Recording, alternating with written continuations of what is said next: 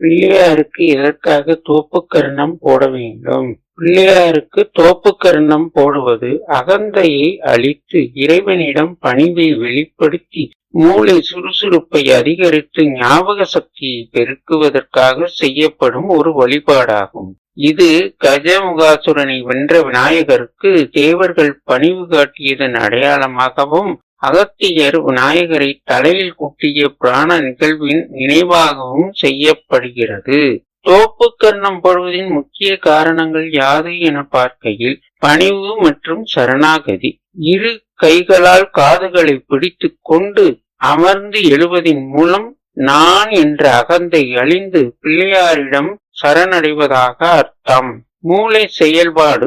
தோப்புக்கரணம் போடுவது மூளையின் இரு பகுதிகளையும் வலது இடது பகுதிகளையும் தூண்டி ஞாபக சக்தியை அதிகரித்து நேர்மறை எண்ணங்களை உருவாக்குகிறது. இது யோகா என்றும் அழைக்கப்படுகிறது.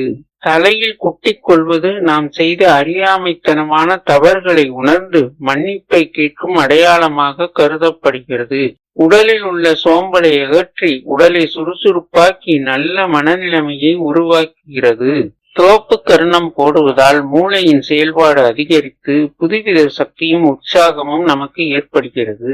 காது மடல்களை ஒட்டி செல்லும் நரம்புகளை நான் பிடித்து இழுத்து தோப்புக்கரணம் போடுவதால் ஞாபக சக்தியை அதிகரிப்பதாக இன்றைய அறிவியல் உலகமும் ஒப்புக்கொண்டிருக்கிறது. இதுவே பிள்ளையாருக்கு நாம் உக்கி போடுவதின் மகத்துவம் ஆகும்.